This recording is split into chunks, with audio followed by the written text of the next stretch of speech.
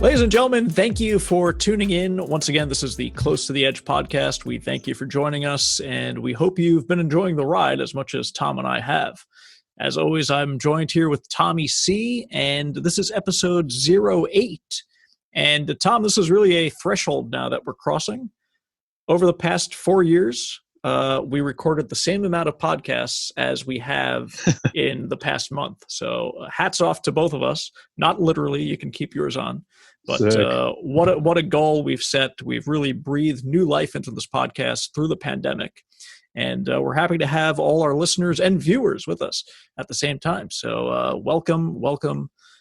Tommy, you want to kick us off today? What are you looking to discuss? What's the topic of the episode? Well, welcome, Nick. It's good to see you again, number one. And I didn't realize we recorded that many episodes in such a short amount of time frame. So yeah, I think it's going along in the right way. Mm-hmm, and absolutely. And I guess the outline that we want to talk about is the whole, especially with the Netflix dropping the whole college admissions scandal. Mm-hmm. What better time to bring up, is college worth it or not?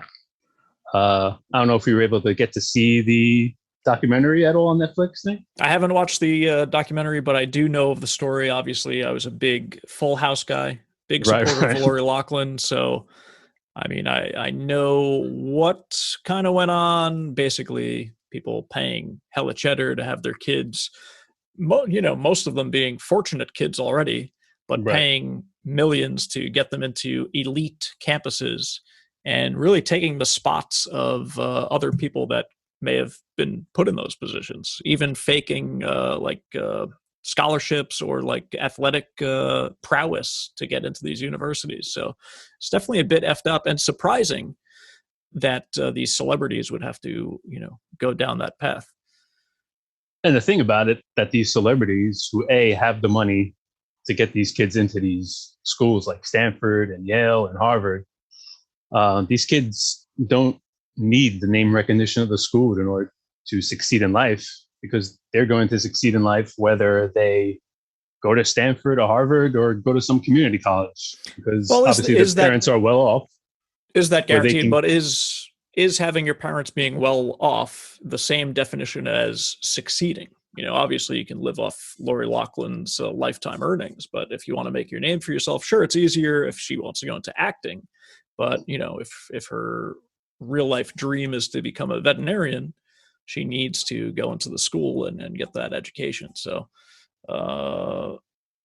interesting thought, are you saying that they could be successful no matter what, just based off their parents' success, or yeah. Yes. Well, no, I'm just saying that they have, that their parents are well off, where if they're going to pay to get their child into that school, they can pay for their child to get some job at some, big firm, down the road. And then you mentioned before, they're taking a spot away from a child who actually could use and benefit from having Stanford on their application, once they graduated, as opposed to Lori Loughlin's kid, who's not even going to use Stanford on her application to get a job, because her name and parents alone are going to get her the job. Yeah. So it's not even worth it for them, which is kind of crazy. Yeah, I haven't caught the documentary, but everyone's talking about it at work and elsewhere, so I'll have to check that out. But that has a Tommy C 5-star approval. Check it out now. But even before that documentary came out, I mean, I was always thinking, is college for everybody? And probably not. And are we wasting our time going to college if we're not going to be a doctor or a lawyer or an accountant or something that needs that type of schooling? I don't know. What do you think? Well, there are a few things to dissect here. I mean, in Right. the new age, 2021 onward, the social media blitz, just the fact that uh, almost full-time jobs have been depleting. It's more into the gig economy where, okay, you just take these small jobs, maybe part-time jobs. And as someone who would apply to jobs every now and then just to see what the market was doing, I noticed definitely a trend on LinkedIn and Indeed and all your favorite job websites where, okay, this job looks pretty cool, but oh, it's a 3-month contract with possibility of getting hired full time. I noticed a lot of jobs in today's market are contract related. Prove you're worth 6 months, because companies don't want to, maybe even the career progression model is dead. But as we're talking about college here, maybe college is less important now than it was when we were going. I feel like uh, when we graduated high school, I mean, what was the what was the next step? I felt like there was a stigma that, okay, you only get a high school degree, and at least I was raised or thought that if you don't go to college, you're screwed, and you're you're not going to amount to anything really. But I feel like maybe that's less the case now with, you just look at people taking on new media and YouTube channels and digital. I mean, there are people that just post thirst tweets and are making millions. So, I feel like we didn't have really a choice. However many years ago it's been. I mean, '05 we graduated. Right. Time has definitely changed. The market has changed, but maybe there's a case to say that college is less important now than it was then. But what do you think? Well, I think it depends what you want to be. If you know in your heart you want to be a doctor, then yeah, going to school is what you should do. If you want to be a lawyer, then yeah, going to school is something that you should do. But maybe that's not your route. Maybe going to a technical school and learning computers or learning plumbing or learning HVAC systems or something like that, welding, is something more up your alley. And not needed. You don't need a 4-year degree in college to do those type of jobs. Or even now, like you said, doing media and podcasting and YouTube videos. Do you need college to do that? No, you could probably take some courses on media and cameras and stuff like that. But does a 4-year degree required? No, it's not. So I think that's what's changed since when we went to school to now. Yeah. Well, I mean, I know people are still doing the SATs. They're still doing all that. So the system is certainly in place. But just from a personal standpoint, I feel that college is still necessary per se. But I mean, the bachelor degree that I got in '05, I was on full scholarship. I feel like the credentials and everything. I was raised, if you bring home a grade, and I'm sure you're the same way with the Tiger Mom, as you mentioned in previous podcasts. You bring home a test score below 93. You feel like crap. You have to hide it. Well, the teacher said it was going to be a 94, but I got one wrong. You get beaten for a few weeks for that. And in the grand scheme of things, does it matter that, I got an 89 on a language arts test in 1992? Did it affect my career? No.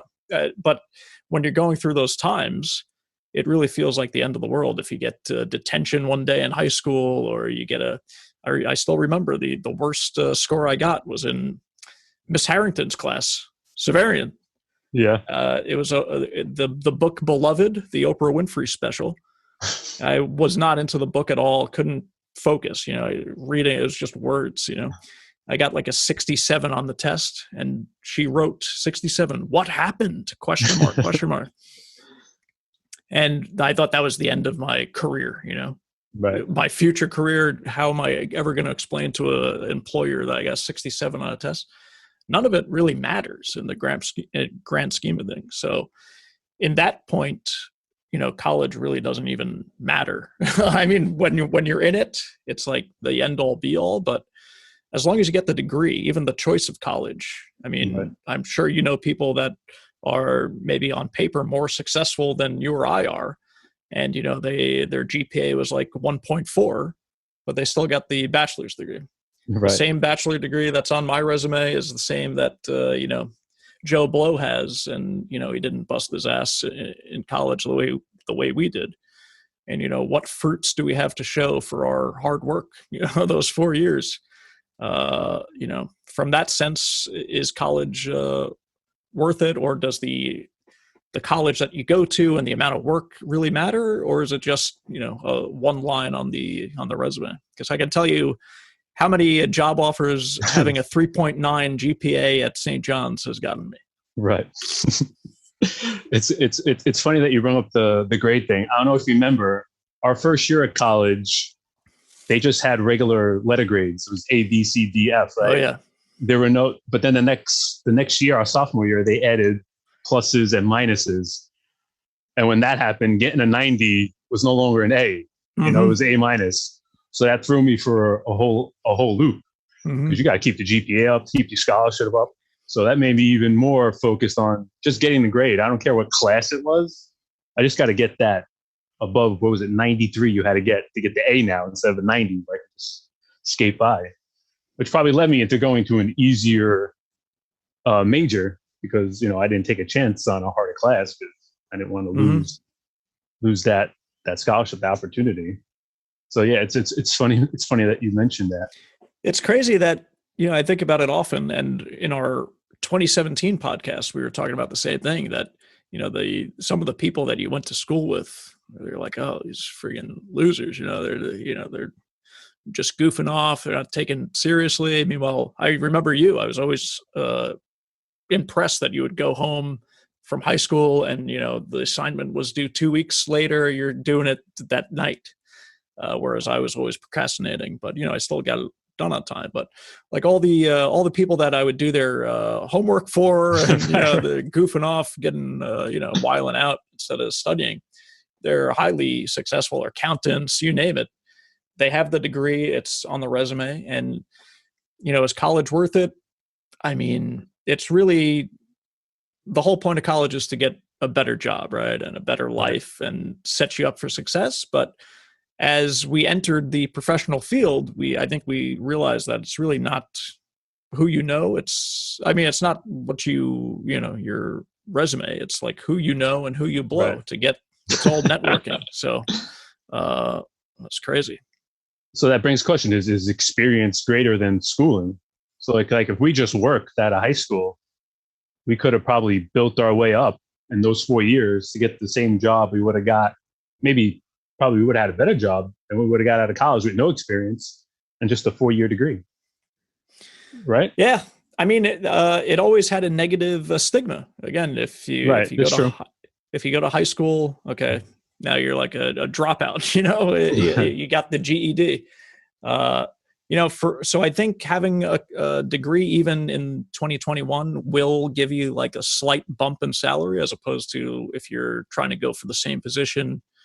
But it really all comes down to go to college, but know why you're going there. Right, I feel like you and I, we both majored in the same subject.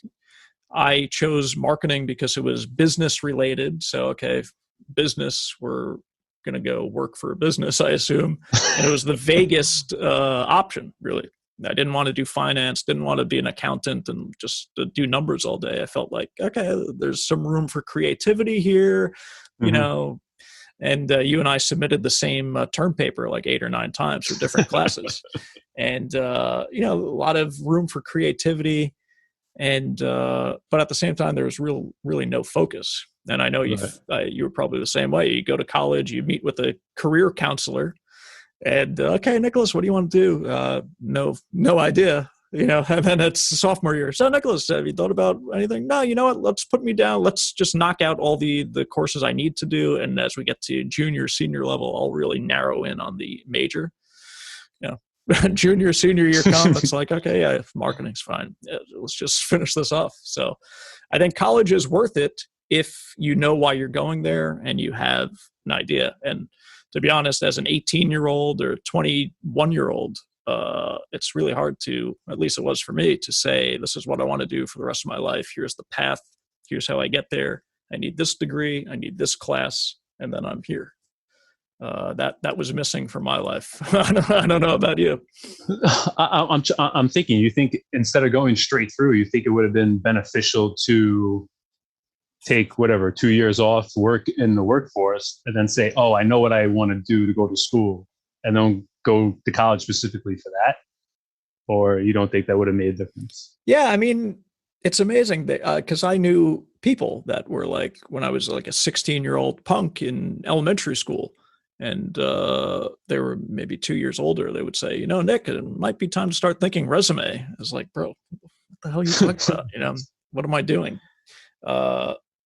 You're supposed to take the summer job when you're still in like high school, and then try and get a job when you're in college. And I sort of did that, but I mean, what did it do for me? I still have no focus as to here's where my career is heading, And as I'm getting older, my friend, it's going to get harder and harder to switch or jump or find the focus, because I feel like the rest of the world is passing me by and I'm still here. But well, I think now with the job market, it's going to be even harder, because you have all these people out of work vying for anything, to be honest. Yeah. And a lot of companies are pulling back, so there's going to be more unemployed people and less opportunity, which is another issue. And which certainly isn't working to our advantage as right. Late 30s people with, sure, we have degrees, magna cum laude, summa cum laude. Hey, some don't come at all, man. But I mean, what does it matter? Valedictorian. Right. No one cares. At 15 years removed from college, okay, you have a degree. What have you done the past 15 years? So right. Yeah. So I don't know, if you were 18, would you go to college now? Yeah, but again, that falls back to, I mean, if I were 18 right now, I think my mindset would be the past 4 years as like you look at Ryan's mystery toy box, this like a 4-year-old kid who's unboxing, he's a billionaire from doing YouTube. I feel like if I was 18 now, the previous few years, I would have been channeling some of this new media stuff anyway. So maybe then if I were 18, I could see, oh, I'm building some success on YouTube, or I'm doing some cool stuff here. Maybe there's a career here. I don't necessarily need to go to college, but I probably still would go to college. But what I would do differently is I wouldn't take it as seriously, knowing what I know now, especially, I went to this certain school because they gave me 3/4 scholarship. And I got an offer from a different school, would have paid me the full ride. But for whatever reason, I was like, oh, this has much better name brand recognition because they have a campus in Rome and they have a campus in Manhattan. No one cares, Right. And then, busting my ass trying to get 4.0 4 years in a row. It does not matter, especially looking at people who have advanced their careers, and I'm still here, top of the class, but no career thoughts or guidance. So yeah, to answer your question, I would go to college, maybe go for the free ride, go for whoever's paying me the most. Who cares what school it is? And, try and think more importantly, less about grades and what am I going to do with my life, and how is this college going to help me? How about you? You're 18 today. What's your plan, my friend? You have this campus over here just throwing cash at you. It's similar to you, right? I would still go, but like I said, I wouldn't be as caught up on getting the A, right? I would take more chances in different classes, different subjects. So I try this. This seems interesting. Like, I'm not good in science, but I'm interested in this class, so might as well let me take a shot at it. If I don't do well, it's not going to kill me. If I get a C in that subject, it's not going to affect me after I graduate. Oh, you got a C in friggin' physics, so you're not going to get a job for the rest of your life. No, it's not that serious. But yeah, I would still go, but my mindset would be different. I would take more chances like that. And I probably would have went abroad. Like our school had a study abroad thing. I probably would have took advantage of that. But I'm like, if I go abroad, I ain't gonna do no type of schoolwork. You know, you could be sightseeing, you could be hanging Yeah, out. you'll actually be studying abroad. You know what I'm saying? Whoa, zinger. Yeah. So yeah, I agree. I would still go, but the mindset would be different. Even though I don't think you need it to succeed these days. Yeah. Well, I mean, you also, whether you have a degree or you don't, it really comes down to luck and who you know. Your network. You take Lori Loughlin's kid. She didn't need, as you said at the beginning of the podcast, she didn't need to go to Stanford. She didn't need to go to Harvard. She already has a, decent connection here of contacts and a web of folks that she can reach out to. And that's really the most important thing. I look at people that started in the same company that I'm currently at for 15 years. I've seen people spend 2 years here. They're not, the sharpest tools in the shed, but they've gone on to like major companies. They're big shots now. And it's, it's certainly not the intelligence or the work ethic. These were kids that, would disappear for 2 hours a day, extended lunches, go to the gym during work hours, fake doctor's appointments. Right. And, now they're big shots at hedge companies and what have you. So it really is building the network. Right. So, and I mean, in college, I don't remember a how to build your network to succeed class. Right. I don't know, my friend. It's funny in the doc, Lori Loughlin's kid, she was a senior, but she already had a booming YouTube career. Like she was cranking out vlogs every day. They were getting millions of hits. She was doing like makeup tutorials. She got her own line with Sephora. So she was already succeeding, and she wasn't even applying to colleges yet. So the fact that they made her this fake, I think she was like a crew member, a fake crew member, to get her in as an athlete. Yeah. It wasn't necessary. It wasn't necessary because she was already succeeding without college, number one, let alone need Stanford.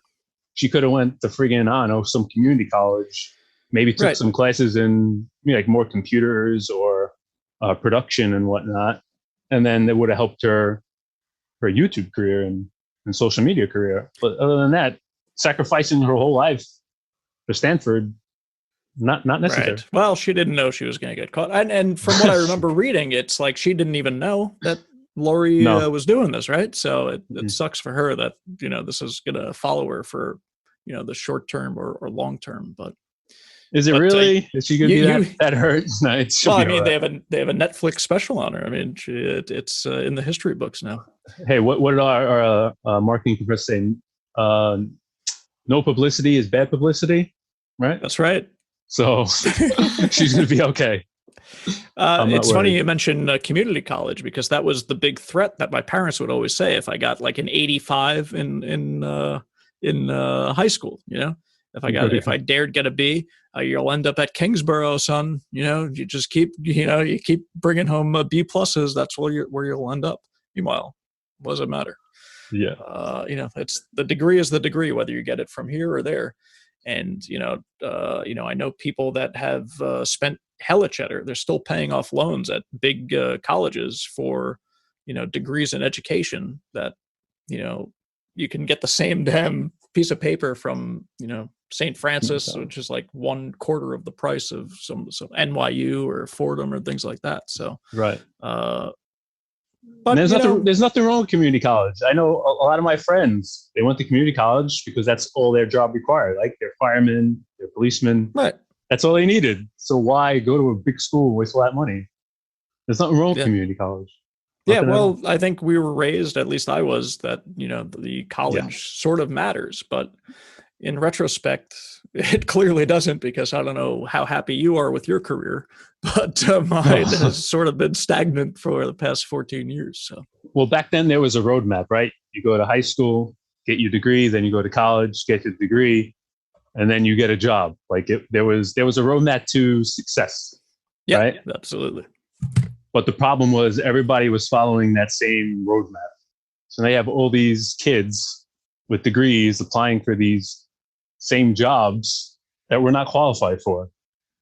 And then I don't know, I sent you that video about Mike Rowe, don't chase your passion. And he explains, well, exactly that. You have all these kids chasing jobs that we're not qualified for here. If there's this whole nother avenue, which is in need of jobs, but people don't have the street because they didn't go to school for that. They got trapped going left instead of going right. Right, because it's basically blue collar versus white collar. You're raised to think you got to get that office job. You're going to get paid 3 times as much. Meanwhile, I know plenty of garbage men. I don't know about you, but they're making 6 figures. They work like 2 hours in the morning. Sure, they smell like garbage the rest of the day, unless they take a really hot shower. But 2 hours a day, throw some garbage around, and get live a decent life. That's for sure. Yeah, financially, they're doing a lot better than me or you, for sure. There's no question. But are they happy? No, that's a different topic. I mean, you take a garbage man, a lot of free time. You can shovel shit for like 3 hours a day, and then the rest of the day is yours to chase your dreams. And that's time to chase the side gig. So, I mean, you talk about do you regret going to college, or do you have knowing what I know now? Sure. I mean, take the job that you have to work the least amount, you get a decent salary, and at least you have time to chase what Mike Rowe is saying, the dreams that the career that you're dreaming of. You don't have to make that your full-time thing. At least get a paycheck coming in, and then go chase whatever you're looking for. Yeah, because I mean, are you in a job that you absolutely 100% wanted? No, in fact, I wasn't. So, I mean, are you? No. Yeah. Well, that's the problem, and it goes back to not knowing what I wanted out of life, and still not from a career perspective. I don't think I'll ever know that answer. I chose marketing because it was, I'm a creative guy. Guitar, just do sketching. I felt like that was the easiest thing in the business sense. That, okay, maybe I can go into graphic design, go into communications. I don't know. Would I do it all over again? I'd probably still choose marketing because it's so vague that you can kind of finagle your way into here and there. But you sound surprised, because we're both marketing majors, both top of class, 3.5 and above GPA. I feel like that may have been less of your passion than it was for me, maybe, where I at least saw a general roadmap of, okay, well, I'm sort of creative. I kind of might be into advertising, or maybe not in the Ted Schachter type way, but I figure there's an entry-level job. You do like brochures or whatever. Then eventually you're managing people that make brochures, and then you're head of creative. And I feel like maybe you're a bit surprised that you wouldn't do marketing. Did you choose marketing for different reasons? Well, I chose it because I was good at public speaking and I was good at presentations, and that's what marketing was. And I did have an envision myself coming up with like, back then you still had commercials, jingles on the radio. So I'm like, I can come up with something to sell this product, or there's something new coming out. I can come up with a presentation to pitch this to a company to sell in their store. Yeah. So that's what I envisioned. But then coming out of college, those jobs were nowhere to be found. But I thought if I would go back into marketing, I probably would get into more computer stuff as well, because that's what everything is now. If you're good on the computer, you can do marketing, advertising. I would supplement that with my marketing degree, some computer production, something like that. Yeah, in my company, we are still very small, sort of in the New York office. So I get to interact with a lot of different departments and folks. We're pretty tight. Even though our careers are all collectively going nowhere, we're all pretty tight in, whose career is going less and who's, et cetera. But I worked closely with programmers and IT guys and software developers. And there's that meme or that tweet that got banned on Twitter because it was offensive, that people were saying hashtag learn to code. Obviously 2021, AI is coming out. Everything is on the web. Would coding, just sitting all day, blurry-eyed, just typing JavaScript, is that something that not only you could pick up now if you're still sort of lost in the career field, or is that something that you might pursue, knowing what you know, where the market has gone? I feel like software developers are in high demand and will be for the foreseeable future. Maybe that's something that I would pursue. I'm not sure about yourself. Maybe. I mean, I'm at a point where I would try to find a known company, just to get into like a known company and then work my way through. Pay your dues at the bottom, and then just kind of find something you like and that you're good at, and then hopefully it'll come into something. And on paper, that's how it's supposed to work out, right? They set you up in college. There's an internship assistance program, right? You find real companies and you say, okay, there's an internship to go get this guy a cup of coffee every day, but you learn, what he's doing, what she's doing. And the idea is after you graduate, you've done such a great job at getting them coffee that they say, hey, we want you for this entry-level position. You already kind of know your way around the office. Do this, maybe you make copies. Right, faxing. And then, but it's a company. So you get your 401k. Maybe they're matching your 401k. They're paying you crap, but there's that level of progression. Whereas I don't know how great your internship was, but I didn't even do an internship. I just went straight to being the guy at the cash register at a bank. Yeah. I probably would have benefited doing that because you actually got paid. I did this internship and it cost me money because I was driving this guy wherever he wanted. I was making his copies. I was getting his dry cleaning, delivering stuff to somebody, his friend's house. So I don't know. It was a bogus internship, but you took it. Oh, it's good for the resume. Yeah, okay. Yeah, well, I mean, had you have found a different, like a real company, maybe who knows? Yeah. Close to the Edge podcast wouldn't even be recording. Right. But, at least for the listeners, they get that benefit. Yeah. So I don't want the listeners to come away that I'm totally anti-college. I'm not. It's just, if you know what you want to do, then go, full steam ahead. But if you're not sure, then maybe you don't need to go to college right away. Maybe take a year, try to work, do something you want, 2 years, whatever it is, because you can always go back to college. You can't always get those 2 years of your life back, or in my case, 17. Right. Well, that's sort of what they set you up for too. I mean, you want to talk about the generic life path.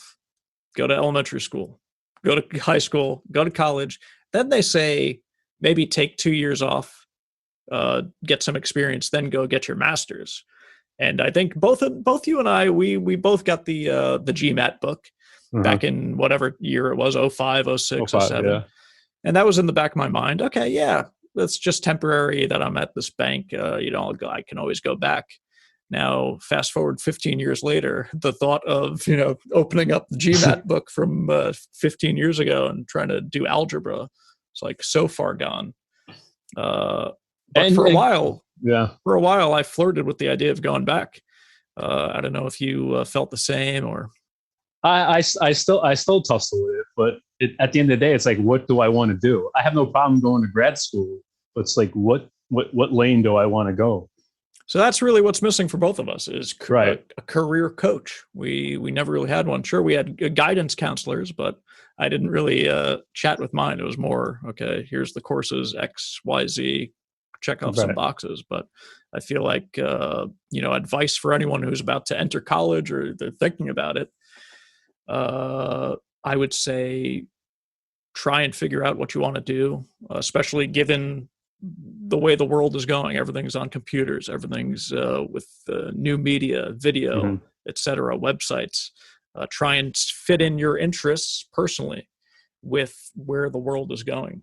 And And also, don't beat yourself up too hard, because the degree that you get, if you get a 4.0, no one cares if you have a 3.5 or a 3.2 at the end of the day, especially the further you get into your career. It means nothing. I'm 18, however many years since high school, since college, and I'm still bragging. I'm Summa Cum Laude, 3.9 GPA, National Honor Society, Beta Gamma Sigma. Who the hell's reading that and go, oh, we got to get this guy? Back in my old profession, I would go over resumes, and we would even look at the school, let alone if they were in the honor roll, summa cum laude, what their GPA was. It was like experience. Okay, what did you do?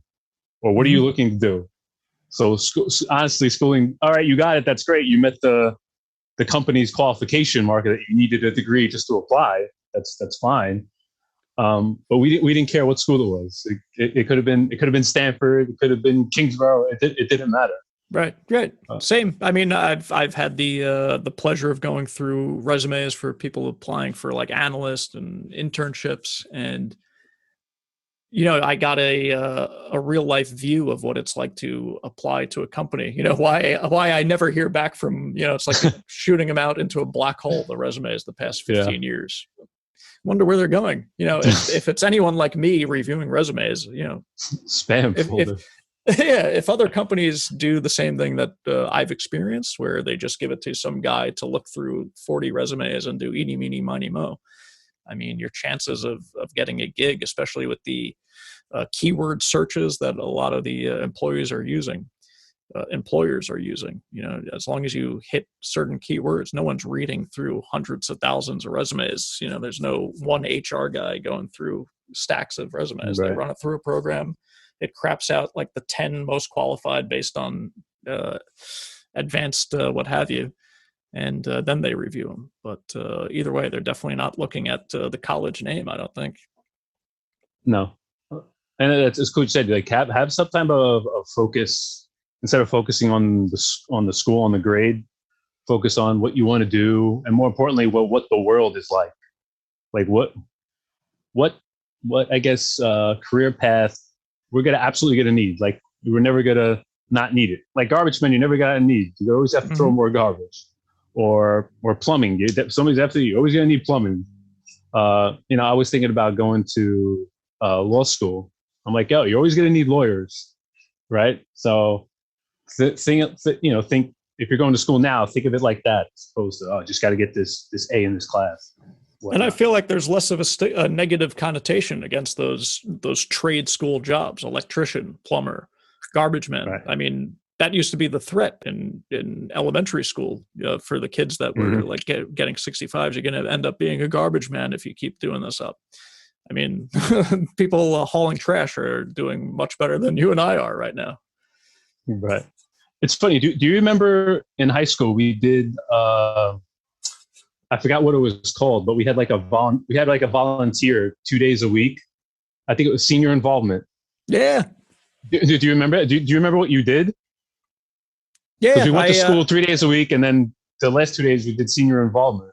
Do you remember what you did? All I did was the easiest thing I can do, which was walk up 3 blocks to my old elementary school and pretend I was tutoring kids. Most of the time, I just sat there, hung out, played basketball in the gym, and that was it.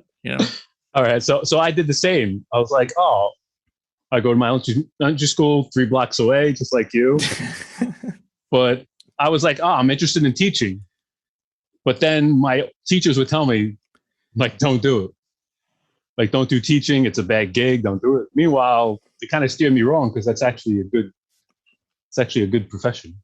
Yeah, down the line. Maybe not elementary school, because they probably don't want to deal with that, but maybe a little higher, high school or college. Yeah, like if you teach at a Catholic school, you're going to be making UGATs. But if you go into the public school system, right? Personal experience from people I know. I mean, for a while, they were pulling in a lot more than I was. Plus, they get their benefits. They get an amazing pension. And, you always tease them about getting 3 months off for the summer, which somehow they always argue against. Well, it's not really, we need it because we work so hard, which is probably true. But, teaching certainly is no bad gig. Hey, my dad was a teacher, and while I was working, his pension was crushing my salary, and I was actually doing something, and he was, Right. sitting on his ass at home doing nothing. Yeah. So it's a good gig. It just sucks that they kind of steered me away, because I probably would have went into becoming a teacher, but they kind of said, "No, Tom, you don't want to do it. Do something else." So I said, "Okay." Yeah. Yeah. I mean, you talk about your dream job or what you want to do. It's definitely, especially sitting in Professor Ingardia's class. You remember that guy? Yeah. That always seemed like a fun gig. Come in, you can be on another planet like he was. Didn't even know he didn't even know students were in the room. He was just blabbing on. But it looked like a fun gig. You go be a college professor. I don't know how you go about doing it. And some of the professors that we had, they weren't Right. exactly qualified for the job, but that always seemed like a fun gig. I think you kind of just remember the good teachers, like someone like Dr. G. I don't know if you had him. I had him for Oh yeah. speech and English, right? I'm like, man, it would be cool to be Dr. G. Everybody liked him. He taught in a fun way where everybody like learned and picked up stuff. So that would have been something cool. Like, oh yeah, that's a teacher I could be. Make that kind of impact on the kid. All right, I still remember him, and this is wow, freaking like 20 years later, still, he still left an impression on me. Yeah. I don't know, bro. Well, all I know is that the podcast has been running right around that time that we wanted to. Okay. Any final thoughts? I mean, I wanted to talk about, is the resume dead? And I don't think my personal resume is dead, but in general, I think my idea was just that. Again, last bits of advice for anyone listening that's trying to get into start their careers off. It really is growing your network. My network is, and that's why I've been in the same place for 15 years. Focus more on building relationships with not only your fellow employees, but not employees, your fellow students, but build a circle around you, network, especially now in 2021. There's so many new technologies that we didn't have necessarily. We didn't have LinkedIn. If you're a student, make a LinkedIn account, start connecting with people that are in your field. It's easy to shoot people DMs now. I would say build on that, because that's really going to help you more than any resume or GPA. That's for sure. Yeah, I don't think the resume is dead. I just think our resume is outdated. It's probably a new, hipper way to have a resume. But no, I would tell the kids to take more chances. Don't, whether it's a different class, a different subject that you're not used to, or even a club. Just because you're trying out a club doesn't mean you have to live with it for the rest of your life. Try it out. If you like it, great. If you don't, try something else. But take chances and don't worry. Don't focus too much on the grade, like what we did. Be more experimental. See what you like, see what you don't like, and go from there.